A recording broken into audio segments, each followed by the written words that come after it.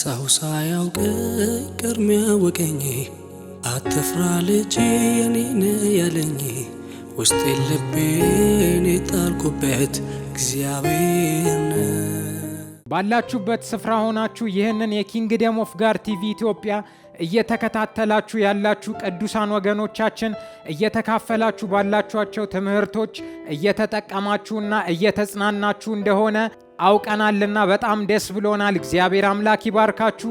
በማቀርበው መልእክት ዛሬም በህይወታችሁ ላይ ትምህርትን የእግዚአብሔርን ቃል ሐሳብ መልእክት እንደምትጋሩ አምናለሁ። እንግዲህ ይህንን አገልግሎት መደገፍ የምትፈልጉ ሰዎች የአጥቢያ ተከላ እንቅስቃሴ እያደረግን ስለሆነ የእግዚአብሔርን ቤተክርስቲያን ስራ አብራችሁን እንድትሰሩ በስክሪኑ ላይ በምትመለከቷቸው አካውንቶች እግዚአብሔር አምላክ በልባችሁ እንዳሳሰባችሁ መጠን የገንዘብ ድጋፍ እንድታደርጉልንና በቴሌግራም አድራሻችን እንድታሳውቁንና ያስገባችሁበትን ደረሰኝ ብትልኩ እኔ ደግሞ እያንዳንዳችሁን በስልክ እየደወልኩኝ የምጸልይላችሁ ይሆናል። ይህንን ቃል ስለምትታዘዙ እግዚአብሔር አምላክ አብዝቶ ይባርካችሁ። ዛሬ በማቀርብላችሁ መልእክት እንደምትጠቀሙ አምናለሁ። ከእግዚአብሔር ቃል አንድን ታሪክ በማንሳት በዚያ ታሪክ ውስጥ እያንዳንዳችን በህይወታችን ውስጥ ምን አይነት ትምህርት እናገኛለን፣ ምንስ ቁም ነገር መጨበጥ አለብን የሚለውን ነገር ነው ማካፈላችሁ። በመጽሐፍ ቅዱሳችን ላይ ተቀምጠው ከሚገኙ ታላላቅ አባቶች መካከል አንዱ ዳዊት ነው። ዳዊት በህይወት ዘመኑ የእግዚአብሔርን ሐሳብ አገልግሎ ያለፈ እጅግ በጣም ታላቅ የሆነ የብሉይ ኪዳን አባት፣ የክርስቶስ ኢየሱስ የዘር ግንድና ሐረግ አባት የሆነ እጅግ በጣም የምንወደው የምናከብረው ትልቅ የእግዚአብሔር ሰው ነው። ይህ የእግዚአብሔር ሰው በህይወቱ ላይ ከተከናወኑት አብይ ጉዳዮች መካከል በጣም ህይወቱን ለረጅም ጊዜ የፈተነና ቤቱን እንኳን ለረጅም ጊዜ ያመሰቃቀለ አንድ ትልቅ ኃጢአት በህይወቱ ላይ ተፈጽሞ ነበር። ይህ በህይወቱ ላይ የተፈጸመው ታላቅ የሆነ ኃጢአት በኬጢያዊው በኦርዮ በባሪያው ላይ የፈጸመው ግፍና በደል ነው። ያ በደል በህይወት ዘመኑ ሁሉ እየተከተለ በቤቱ ውስጥ ምስቅልቅልና መቃወስ በመንግስቱና በንግስናው ጭምር እንኳን እጅግ ታላቅን ፈተና የፈጠረበት ትልቅ የሆነ በደልና ትልቅ የሆነ ግፍ ነው። ዳዊት በኬጢያዊው በኦርዮ ላይ የፈጸመው ግፍና የፈጸመው በደል አንዱ ካመሰቃቀላቸው ጉዳዮች መካከል በቤቱ መካከል እጅግ በጣም ታላቅ ሰልፍና እጅግ በጣም አስጨናቂ ፈተና እንዲወድቅበት አድርጓል። ይህም በልጆቹ መካከል ጸብ እንዲኖር እንዲሁም ደግሞ ያልተፈለጉ የሆኑ ጉዳዮችም በቤቱ መካከል እንዲፈጠሩ አድርጓል። የዳዊት የበኩር ልጅ የሆነው አምኖን እህቱን ትዕማርን ይወዳት ነበረ። የወደዳትም እጅግ በከፍተኛ ፍቅር ነው። እህቱ ናት። ነገር ግን እጅግ በጣም በከፍተኛ ፍቅር በወደዳት ጊዜ እህቱን እስከ ማስነወር ደረጃ ድረስ የሚደርስ ኃጢአት ውስጥ ገባ። ምክንያቱም እህቱን እጅግ በጣም ይወዳት ነበረ። የወደዳትም ፍቅር በጣም ከፍተኛ ከመሆኑ የተነሳ በጣም ታመመ ይላል መጽሐፍ ቅዱስ። በሁለተኛ ሳሙኤል መጽሐፍ ምዕራፍ 13 ከቁጥር 1 ጀምሮ ሲናገር እንደዚህ ይላል። ከዚህም በኋላ እንዲህ ሆነ፣ ለዳዊት ልጅ ለአቤሴሎም አንዲት የተዋበች እህት ነበረችው፣ ስሟም ትዕማር ነበረ። የዳዊትም ልጅ አምኖን ወደዳት። አምኖንም ከእህቱ ከትዕማር የተነሳ እጅግ ስለተከዘ ታመመ ይላል። አምኖን እህቱን ትዕማርን ከመውደዱ የተነሳ ታመመ። በታመመም ጊዜ የዳዊት የቅርብ ወዳጅ የነበረ አንድ ሰው አምኖን ትዕማር ወደ አምኖን እንድትቀርብና ወደ አምኖን እንድትገባ ምክርን ለአምኖን በመከረው ጊዜ አምኖንም እህቱን ትዕማር ወደ ቤቱ አስጠርቶ አስነወራት። ድንግል ነበረች፣ ነገር ግን ወንድሟ አምኖን አስነወራት።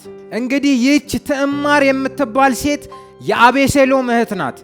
የንጉሱ ልጅ የንጉሱ ሁለተኛ ልጅ የሆነው አቤሴሎም የሱ እህት ናት። እንግዲህ አምኖን ወዷት አብሯት ከተኛ በኋላ አቤሴሎም በልቡ በአምኖን ላይ ከፍተኛ የሆነ ቂም አደረበት። ይህንንም ቂም ለመወጣት የራሱ የሆነ ብልሃትና የራሱ የሆነ ወጥመድ ለወንድሙ ለአምኖን አዘጋጀለት። ምክንያቱም አቤሴሎም እህቱን ትዕማርን ስላስነወራት በአምኖን እጅግ በጣም ተቆጥቶ ነበረ። አምኖን ላይ እጅግ በጣም አዝኖበት ነበረ።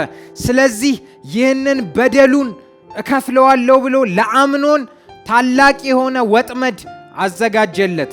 ታላቅ የሆነ እርሱን የሚገልበትን ምክርና ሐሳብ በልቡ ውስጥ አኖረ። ይህንን ምክር ያዘጋጀው ለአባቱም ለዳዊት ጭምር ነበረ። አቤሴሎምም እንደዚህ አደረገ ይላል መጽሐፍ ቅዱሳችን በሁለተኛ ሳሙኤል ምዕራፍ 13 ላይ ከቁጥር 23 ጀምሮ ሲናገር እንደዚህ ይላል። ከ2 ዓመትም በኋላ አቤሴሎም በኤፍሬም አቅራቢያ ባለችው በቤላሶር በጎቹን አሸለተ። አቤሴሎምም የንጉሡን ልጆች ሁሉ ጠራ።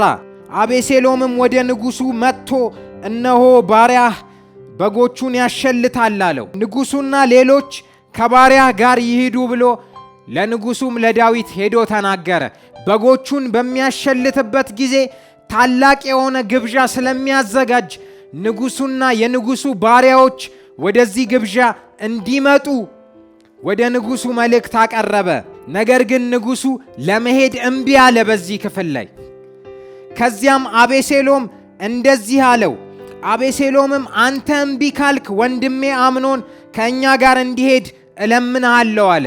ሴራው የአቤሴሎም ሴራ የጀመረው እዚህ ጋራ ነው። ንጉሡ እምቢ ባለው ጊዜ አምኖንም ደግሞ ከእርሱ ጋር እንዲሄድ ንጉሡን አብዝቶ ለመነው፣ አብዝቶም ጨቀጨቀው። አምኖን ወደ አቤሴሎም ግብዣ ሄደ። ወደ አቤሴሎም ግብዣ በሄደ ጊዜ አቤሴሎም አስቀድሞ አምኖንን ለመግደል አቅዶ ነበረ። አምኖንን ለመግደል ወስኖ ነበረ። ስለዚህ ይህ ግብዣ ለአቤሴሎም ታላቅ የሆነ ጉዳዩንና ስራውን የሚፈጽምበት ቦታ ነበር። እንግዲህ አምኖን ወደዚህ ግብዣ በሄደ ጊዜ አቤሴሎም ባሪያዎቹን እንደዚህ አላቸው። የዛሬው የመልእክቴ ዋና ሐሳብና በልባችን ከዚህ ታሪክ እንድንማር የምፈልገው ዋናው ትልቁ መልእክት ያለው እዚህኛው ቁጥር ላይ ነው። በዚህ ቁጥር ላይ አቤሴሎም በአምኖን ላይ የመከራት ምክር እጅግ በጣም ታስተምረናለች፣ እጅግ በጣም ቁም ነገር ትሰጠናለች። ስለዚህ ይሄንን ምክር በመናገር ነው የዛሬው መልእክቴ በጆሮአችሁ ላይ እንዲፈጸም የምፈልገው። ቁጥር 28 ላይም እንደዚህ ይላል፣ አቤሴሎም እንደ ንጉሥ ግብዣ ያለ ግብዣ አደረገ። አቤሴሎምም አገልጋዮቹን አምኖን የወይን ጠጅ ጠጥቶ ልቡን ደስ ባለው ጊዜ እዩ፣ አምኖንንም ግደሉ ባልኳችሁ ጊዜ ግደሉት፣ አትፍሩ፣ ያዘዝኳችሁ እኔ ነኝና በርቱ ጽኑም ብሎ አዘዛቸው ይላል። እንግዲህ አቤሴሎም የመከራትና ለባሪያዎቹ የነገራት ቃል ይቺ ናት። አምኖን የወይን ጠጅ ጠጥቶ ልቡ ደስ ባለው ጊዜ እዩ አላቸው። ተመልከቱ ቅዱሳን፣ ይህንን አገልግሎት የምትካፈሉ ቅዱሳን፣ አምኖን የወይን ጠጅ ጠጥቶ ልቡ ደስ ባለው ጊዜ እዩት አላቸው አቤሴሎም። የአምኖን ጠላት የሆነው አቤሴሎም ይህንን ምክር መከራቸው። እንግዲህ በሕይወታችን ላይ እንደዚህ አይነት ምክሮች ሊኖሩ ይችላሉ። የወይን ጠጅ ጠጥቶ ልቡ ደስ ባለው ጊዜ ተመልከቱት አለ። ቅዱሳን፣ እኛ ደስታችንን በሆነ ነገር በምናደርግ ጊዜ የሚመለከተን ጠላት አለ። አይኖቹን በእኛ ላይ የሚያደርግ ጠላት አለ። ልባችን በምን ላይ እንዳረፈ፣ ልባችን በምን ጉዳይ ላይ ደስተኛ እንደሆነ ተመልክቶ ሊያጠቃንና ሊገለን የሚፈልግ ጠላት አለ። አቤሴሎም አምኖንን በሰላሙ ጊዜ ሊገለው አልቻለም። በደህናው ጊዜ ሊገለው አልቻለም። ስለዚህ ለሱ ያጥቀዳት ምክር እቺ ናት፣ የወይን ጠጅ ጠጥቶ ልቡ ደስ ባለው ጊዜ። ምክንያቱም የወይን ጠጅ ጠጥቶ ልቡ ደስ ባለው ጊዜ ራሱን ሊገዛ አይችልም፣ ራሱን ሊመለከት አይችልም። ምን አይነት ነገር እንዳለ ሚዛናዊ ሆኖ ራሱን መቆጣጠር አይችልም። ልቡ በወይን ጠጅ ደስታ ውስጥ በወደቀ ጊዜ ጠላቱ ከጀርባው እንዳለ፣ የሚወጋው ሰው ከዙሪያው ላይ እንዳለ ሊያውቅ አይችልም። ስለዚህ አቤሴሎም እንደዚሁ ሄዳችሁ ግደሉት አላላቸው፣ እንደዚሁ ሄዳችሁ አጥቁት አላላቸው። ነገር ግን የወይን ጠጅ ጠጥቶ ልቡ ደስ ባለው ጊዜ እዩት፣ ያኔ እኔ ግደሉት ስላችሁ ደግሞ አትፍሩ አላቸው። ቅዱሳን የወይን ጠጅ ጠጥተን በምንሰክር ጊዜ የልባችን ደስታ በሆነ ነገር ላይ ስለሚያርፍ ራሳችንን ልንቆጣጠር አንችልም። ዛሬ በዙሪያችን በሕይወታችን ላይ ብዙ አስካሪ የሆኑ የወይን ጠጅ የሆኑ ጉዳዮች አሉ። ራሳችንን እንዳንቆጣጠር በዙሪያችን ያለው ጠላታችን ሊያጠቃን በሚፈልግበት ጉዳይ ላይ እንዳናተኩር፣ በዚያ ጉዳይ ላይ ራሳችንን እንዳናዘጋጅ፣ ራሳችንን እንዳናስብና እንዳናነቃ የሚያደርጉ በዙሪያችን ላይ የልባችንን ደስታ ያኖርንባቸው ብዙ የወይን ጠጆች አሉ። እነዚያን ከዙሪያችን ላይ ልናርቃቸው ይገባናል። ምክንያቱም ባለጋራችን የሆነው ዲያብሎስ ይመለከተናል። ሁል ጊዜ ቅጥራችንን፣ ዙሪያችንን፣ ሕይወታችንን ይመለከታል። ደስታችን በእግዚአብሔር ላይ ሲሆን፣ ሐሳባችን በጌታ ላይ ሲሆን፣ ነገራችንን ሁላ በጌታ ላይ ስናሳርፍ ያኔ ሊያጠቃን አይችልም። ነገር ግን የወይን ጠጅ ጠጥተን በሌሎች ጉዳዮች ላይ ሰክረን የእግዚአብሔርን ሐሳብ ጥለን በዙሪያችን የልባችን ደስታ በሌላ ነገር ላይ ሲሆን ያኔ ያየናል። ያኔ ግደሏቸው፣ የእነርሱ የሆነውን ነገር አጥፉ ብሎ ትእዛዝ ያወጣል። ለዚህ ነው ሐዋርያው ጳውሎስ ሲናገር ሁልጊዜ በጌታ ደስ ይበላችሁ ያለው። ደስታችንን በጌታ ላይ ልናደርግ ይገባናል። ምንም እንኳን ይህ ነገር በአምኖን ላይ የተመከረ ቢሆንም እኛን ግን እጅግ በጣም ያስተምረናል። ሁል ጊዜ ልንነቃ ይገባናል። በሌሎች ጉዳዮች ልንያዝና ልንወጠር አይገባንም። በጌታ ላይ ልባችንን ልናሳርፍ ይገባል። አገልጋዮቹን እንደዚህ ነው ያላቸው፣ አምኖን የወይን ጠጅ ጠጥቶ ልቡ ደስ ባለው ጊዜ እዩ ግደሉት አላቸው። ስለዚህ ይህ ግድያ በላዩ ላይ ሆነ፣ በአምኖን ላይ በወይን ጠጅ ጠጥቶ ልቡ ደስ ባለው ጊዜ። የኤፌሶን መልእክት ጸሐፊ የሆነው ሐዋርያው ጳውሎስ በምዕራፍ 5 ከቁጥር 15 ጀምሮ ሲናገር እንደዚህ አለ፣ እንግዲህ እንደ ጥበበኞች እንጂ ጥበብ እንደሌላቸው ሳይሆን እንዴት እንደምትመላለሱ በጥንቃቄ ተጠበቁ፣ ቀኖቹ ክፉዎች ናቸውና ዘመኑን ዋጁ። ስለዚህ የጌታ ፈቃድ ምን እንደሆነ አስተውሉ እንጂ ሞኞች አትሁኑ። መንፈስ ይሙላባችሁ እንጂ በወይን ጠጅ አትስከሩ፣ ይሄ ማባከን ነውና አለ። ቀኖቹን ክፉዎች ናቸውና እናንተ ግን ዘመኑን ዋጁ፣ የጌታ ፈቃድ ምን እንደሆነ አስተውሉ እንጂ ሞኞች አትሁኑ አለ። መንፈስ ይሙላባችሁ እንጂ በወይን ጠጅ አትስከሩ፣ የጌታ ፈቃድ ምን እንደሆነ አስተውሉ፣ ጥበብ እንደሌላቸው አትመላለሱ አለ። እንደ ጥበበኞች እንጂ ጥበብ እንደሌላቸው ሳይሆን እንዴት እንደምትመላለሱ በጥንቃቄ ተጠበቁ አለ። ጥንቃቄ ያስፈልገናል። መንፈስ ሊሞላብን ይገባናል እንጂ በወይን ጠጅ ልንሰክር አይገባንም።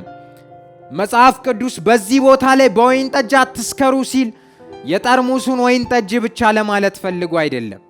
ብዙ አስካሪ የሆኑ ጉዳዮች አሉ።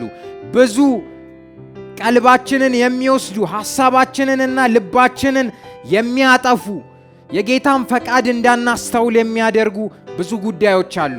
እኛ ግን የጌታን ፈቃድ ለማስተዋል ልንነቃ ይገባናል። በጥንቃቄ ልንመላለስ ይገባናል።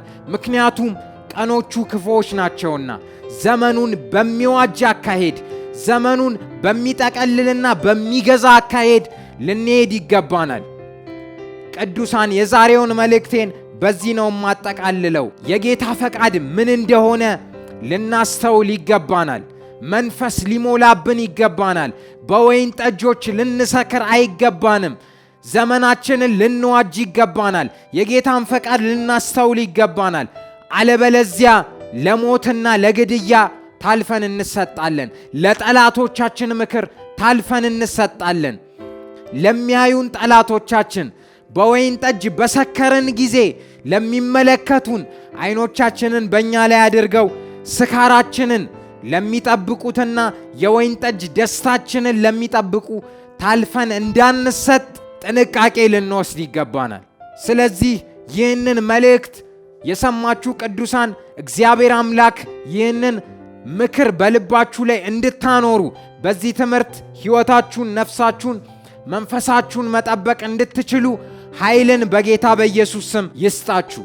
ሰው ሳያውቅ ቅድሚያ ወቀኝ አትፍራ ልጄ የኔ ነህ ያለኝ ውስጤን ልቤን የጣልኩበት እግዚአብሔር ነው።